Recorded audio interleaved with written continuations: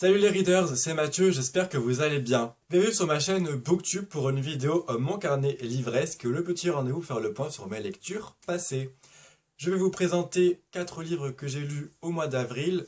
J'en ai encore d'autres à vous présenter bien sûr dans une prochaine vidéo. Et on va commencer tout de suite par un gros coup de cœur, mon coup de cœur du mois d'avril. C'est bien entendu Désolé, je suis attendu de Agnès Martin-Lugan, publié aux éditions Michel Lafon. Dans cette histoire, on va faire la rencontre de Yael, une brillante interprète dans une boîte parisienne qui donne tout pour son travail. Pour elle, son travail, c'est sa vie. Et faire des concessions pour sa vie personnelle, c'est impensable. Mais un beau jour, le passé va ressurgir et Marc, qui avait disparu dans le prologue que nous raconte l'auteur, va refaire surface et va tout chambouler dans la vie de Yael. Pourquoi a-t-il disparu? Pourquoi revient-il précipitamment à Paris? Et Yael va se poser pas mal de questions. Alors j'ai vraiment tout adoré dans ce roman, du début à la fin, de la plume à l'histoire, des péripéties de Yael à ses remises en question. Ça m'a fait passer par tous les sentiments possibles et inimaginables. J'ai été touché par les réflexions de Yael et j'ai adoré ce que traite l'auteur dans ce roman. Elle traite donc de la façon de trouver un équilibre entre vie professionnelle et vie personnelle, sa façon de trouver le juste équilibre pour atteindre le bonheur, voilà, le bonheur qu'on recherche tous dans notre vie. J'ai vraiment dégusté ce livre, je l'ai savouré du début à la fin. C'est vraiment une belle pépite. L'auteur nous embarque dans son récit avec une facilité déconcertante. Elle nous fait voyager de Paris à la Provence. J'ai adoré le personnage de Yael, ce personnage très fort au début, limite hautaine tellement ses collègues de travail la trouvent méchante. Sa famille, on voit que elle a du mal à s'intégrer, même avec ses amis, et on sent qu'il y a un truc qui est mal passé 10 ans plus tôt. Et puis, Yael, au fur et à mesure de l'histoire, va évoluer, va changer au contact de Marc, au contact de ses amis retrouvés. Et j'ai vraiment adoré la Yael de la fin. Cette Yael qui est plus sûre d'elle, cette Yael qui a beaucoup réfléchi, qui fait des concessions, qui sait trouver justement cet équilibre. Voilà, je vous invite fortement à découvrir ce roman si ce n'est déjà fait. Ma chronique est bien sûr disponible sur le blog si vous voulez en savoir plus, mais c'est un beau coup de cœur et je vous le conseille fortement. Ensuite, toujours aux éditions Michel Lafon, j'ai lu Les Prodiges de Jérémy Scott. Je crois que c'est un tome 1. Et donc, c'est un livre qui va parler de personnes handicapées qui vont se retrouver super-héros. J'ai trouvé la trame de base vraiment très intéressante, très originale. C'est vraiment rare qu'un auteur traite de personnes handicapées de cette façon-là. Et j'ai trouvé que c'était fait d'une manière très intelligente. On va au début retrouver Philippe qui va avoir une conversation avec son papa. Il va penser que son père va lui parler de sexe et comment faire ses petites affaires. Mais il va s'agir d'un tout autre sujet. Son père, et je ne vous spoil pas du tout parce que c'est vraiment le début de l'histoire, le premier chapitre, son père va lui révéler qu'il est en fait un super-héros et qu'il vit dans une ville de super-héros. Et à partir de là va s'en suivre toute une histoire vraiment très originale.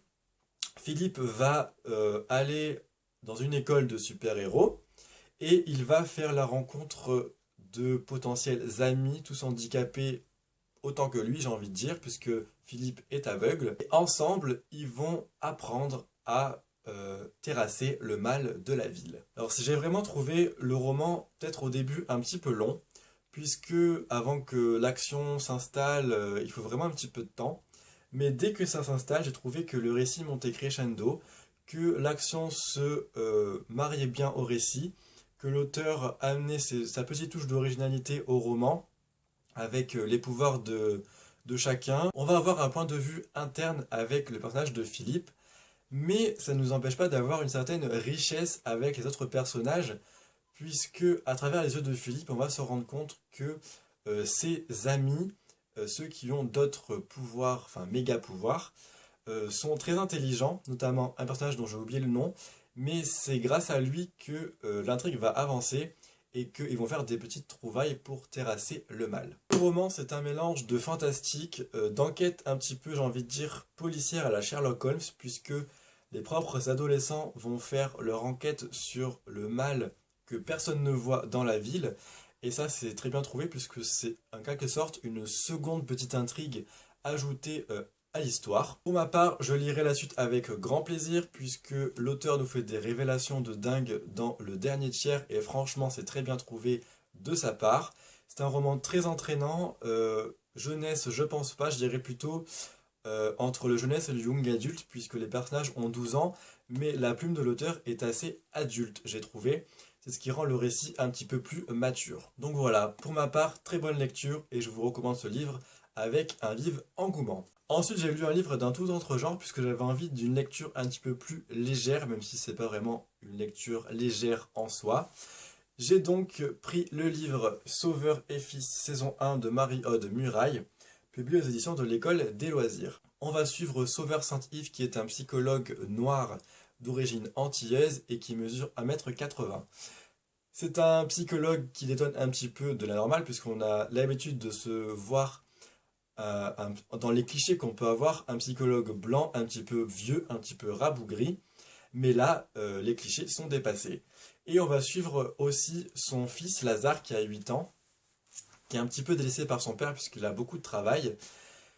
Et vu que Lazare espionne son père en cachette lors de ses rendez-vous avec ses patients, on va aussi suivre les petites histoires des patients. On va voir l'histoire de Margot qui se taillade les bras, de Ella qui s'évanouit de frayeur devant sa prof de latin, de Cyril qui fait encore pipi au lit, de Gabin qui joue toute la nuit à World of Warcraft, et des 3 sœurs aux gagneurs dont la mère vient de se remettre en ménage avec une jeune femme. Donc en fait, à travers les histoires de ces patients, l'auteur aborde certains thèmes un petit peu sensibles de notre société, des thèmes qui sont très bien abordés, qui sont très bien retranscrits dans l'histoire. Ça fait que à travers ces petites histoires, le roman devient d'autant plus profond qu'il n'en est en apparence. Pourquoi je dis ça? Parce que avec ce roman, j'ai eu des fous rires, mais vraiment de dingue.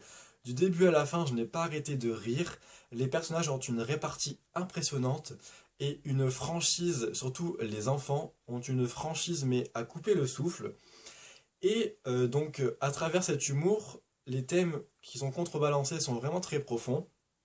Et on va aussi euh, se rendre compte que Sauveur est un petit peu en manque d'amour et que son fils est un petit peu en manque d'amour de son papa. Le petit point négatif que je pourrais reprocher au roman, c'est juste que j'aurais aimé que l'auteur mette davantage en avant l'histoire père-fils et que les histoires des patients prennent un petit peu moins de place. C'est juste ce que je pourrais reprocher parce que vers la fin du roman, il va se passer quelque chose dont on va en apprendre plus justement sur le père et le fils et sur leur histoire. Et j'aurais aimé que ce soit développé un petit peu plus avant dans le bouquin. À part ça, comme je vous l'ai dit, j'ai beaucoup aimé les personnages, j'ai beaucoup aimé l'intrigue, j'ai beaucoup aimé la plume de Marie-Aude Muraille qui m'a fait mourir de rire et qui m'a touché sur certains points. Donc voilà, je ne peux que vous recommander ce roman. Il fait 17 euros, mais c'est 17 euros de bonheur, donc franchement, n'hésitez pas. Enfin, j'ai lu un roman de fantastique qui se tourne un petit peu même vers la fantaisie, j'ai envie de dire. Le tome 1 de Young Elite de Marie Lou, donc l'auteur de Legend, publié aux éditions Castelmore. C'est un livre que j'avais gagné à un concours l'année dernière, au mois d'août 2015, et je le sors maintenant, puisque je vais recevoir, enfin j'ai déjà reçu, vous verrez dans le book haul du mois d'avril, le tome 2. Donc voilà, c'était l'occasion de sortir le tome 1, et j'ai beaucoup aimé ce livre. On va faire la rencontre de Adelina qui a survécu à une maladie qui a ravagé la population de sa ville et de son pays. Et en fait, ceux qui ont été touchés par la maladie sont principalement des enfants. Et ces enfants sont ressortis scarifiés de cette maladie. Et certains ont développé des pouvoirs. Et c'est ce qu'on appelle les Jungelites. En ce qui concerne Adelina, elle a été scarifiée, mais elle n'a pas développé de pouvoir. Et on va la suivre au début parce qu'elle est enfermée dans une prison et va être exécutée. Et ce que j'ai beaucoup aimé au début, c'est que l'auteur revient sur le pourquoi de cet enfermement et sur le pourquoi de cette exécution. Et une fois qu'on a les éléments à notre portée, et une fois qu'on revient au moment de l'exécution, tout va s'enchaîner d'une manière impressionnante. Le roman défile à une allure vraiment folle, le rythme est vraiment waouh, quoi, j'ai envie de dire. L'auteur va faire des révélations un petit peu de dingue. On va se rendre compte que Adelina n'est pas aussi gentille que ce qu'on pourrait le croire. C'est un roman assez sombre, assez noir, puisque l'auteur a décidé de traiter un personnage, enfin a décidé de prendre le parti d'un personnage méchant. Et voilà, c'est ce qu'elle nous raconte dans les remerciements. Et j'ai trouvé cette part-là d'originalité très bien trouvée de la part de l'auteur. On va se rendre compte aussi que, au-delà d'un roman fantastique, c'est vraiment un roman de fantasy, puisque l'auteur construit un véritable univers à travers ces Jungelites ayant des pouvoirs. Un véritable empire avec toutes les coutumes qu'on peut y trouver dans un monde fantasy. Voilà, il y a un côté bon, j'ai envie de dire, et un côté méchant. Il y a un côté un petit peu aussi enquête, puisque Adelina veut retrouver sa sœur dans le roman. Et le côté fantastique avec les pouvoirs, qui pour ma part m'a vraiment beaucoup plu. J'ai vraiment adoré ce côté fantastique. Après, j'ai trouvé que ça restait quand même un tome 1 d'introduction, mais un bon tome 1. Voilà, on n'a pas encore tous les éléments pour dire que l'univers est complet, mais je pense que l'auteur en a encore sous le pied, pardon. Et avec la fin de ce tome 1, je pense que le tome 2 va être épique, puisque elle nous fait des révélations à la fin vraiment waouh quoi. L'auteur aussi n'hésite pas à malmener ses personnages et c'est ce que j'ai vraiment adoré. Mais je pense que c'est une trilogie qui va valoir le coup.